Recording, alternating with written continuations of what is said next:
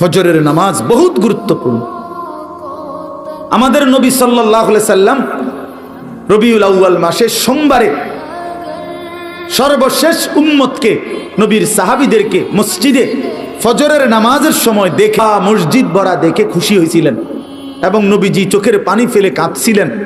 আর আয়েশা রাদিয়াল্লাহু তাআলা আনহাকে বলছিলেন নবীজি ফজর, আর বলছিলেন আয়েশা আলাইহি ওয়াসাল্লাম ইন্তেকাল করছে। সেই উম্মত যখন আমলনামা নিয়ে নবীর সামনে যাবে, পৃষ্ঠা বছরের পর বছর নামাজ নাই, ফজরের নামাজ 5 ওয়াক্ত নামাজ নাই, খাইয়া গেছে, 60 বছর বয়স, চা দোকানে আড্ডা দিছে, নাটক সিনেমা, পানি ফেলে দিবেন, বলবেন উম্মত এ কি আমলনামা নিয়ে আসলা?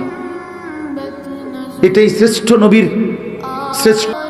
আম্মা জান আয়েশা রাদিয়াল্লাহু তাআলা আনহা বলছেন এশার নামাজের পরে নবী দাঁড়ায়